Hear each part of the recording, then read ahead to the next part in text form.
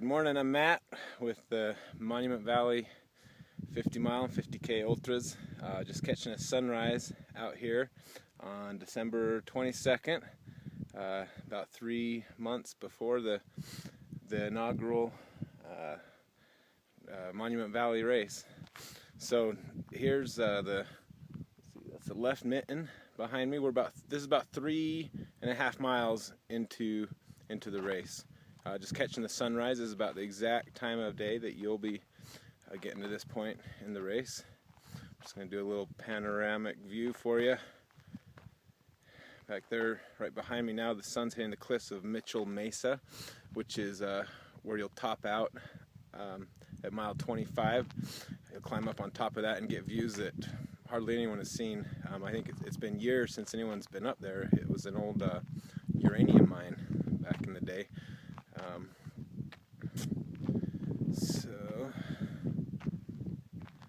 there we have it, 360-degree view of mile 3.5 in the Monument Valley 50 mile 50K trail run.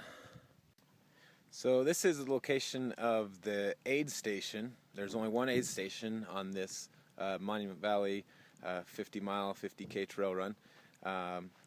It's here at Diné Trail Rides. It's a guiding service. They'll be stationed throughout the course to kind of serve as our Navajo guides, because the areas that we go to during this race are off limits without a Navajo guide. So yeah, this parking area here is kind of central to the valley. But yeah, you'll be hitting this 1, 2, 3, 4 times for the 50K, and then an additional 3 times, so 7 times for the 50 mile, coming back to this central point in the race. You can see it's got some great views right here.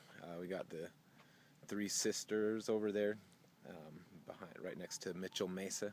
We'll be climbing up on top of that mesa, and then just around all these other monuments in the valley.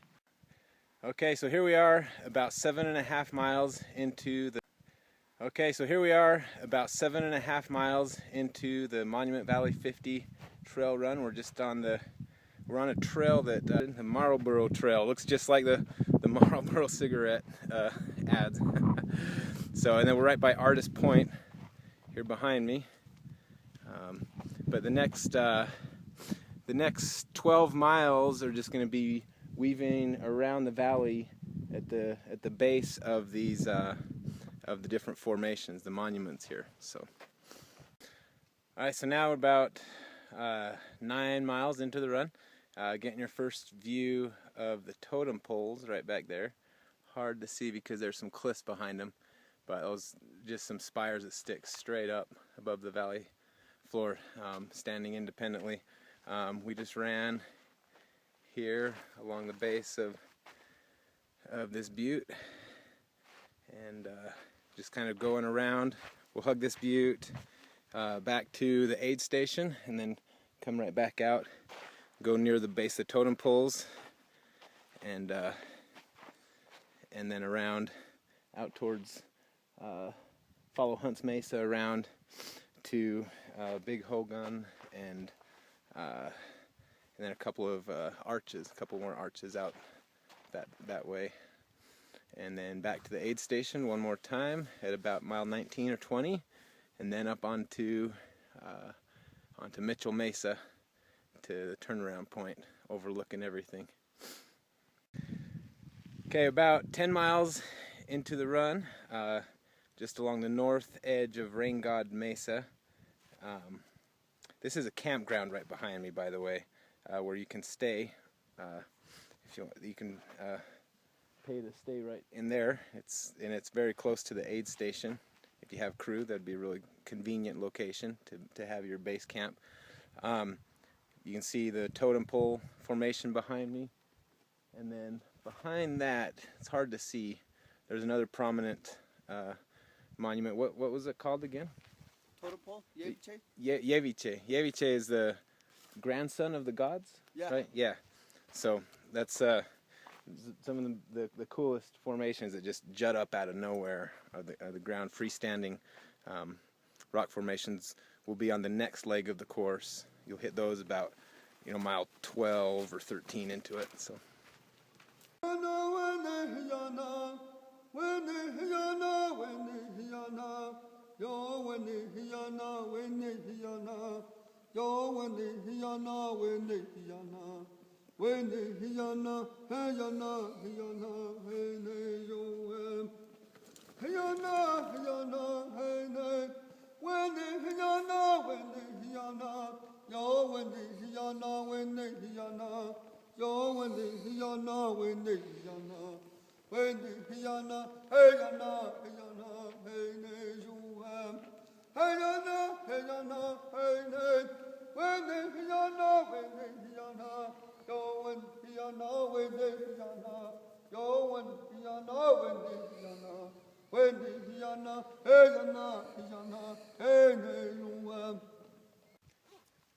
So here I am at Ear of the Wind Arch. This is approximately 17 miles into the run. It's the second arch. We'll go by Big Hogan, and then here, then over to what was the next one called? The Sun's Eye. Sun's Eye, and then Sun's Eye Arch after this.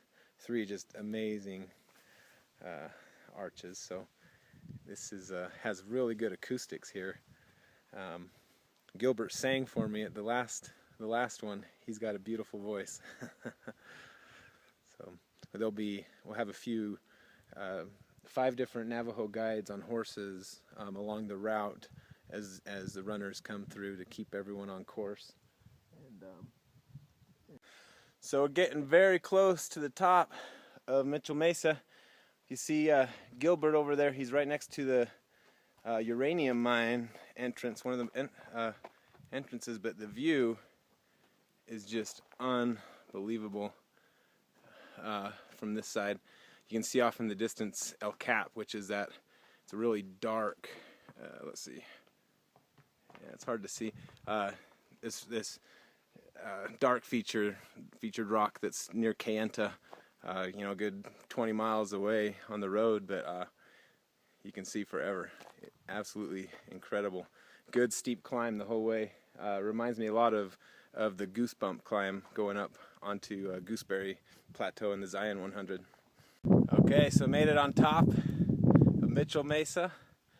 It's 4 miles from the aid station to the edge. I mean, the edge looking down off back onto the road we ran in on this morning. All the way around. Visitor center's right behind that ledge.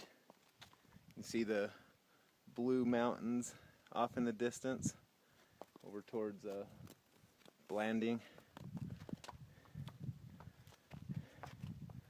So absolutely amazing.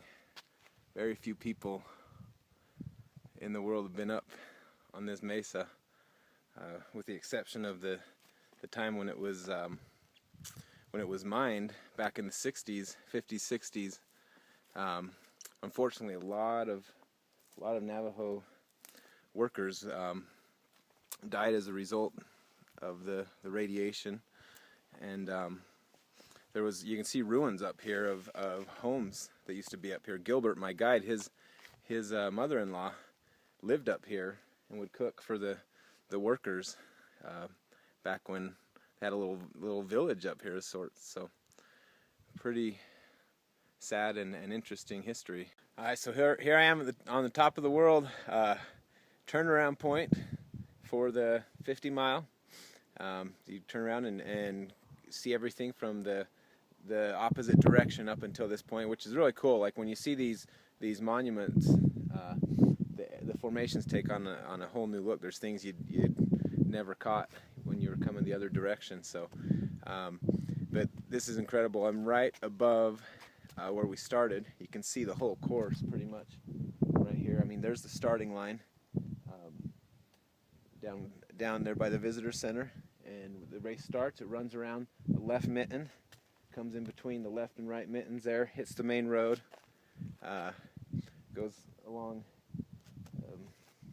by the buttes, Elephant Butte, then up to the aid station. You can just see the aid station right there, kind of central to the valley. I love you like grave danger, like moonshine.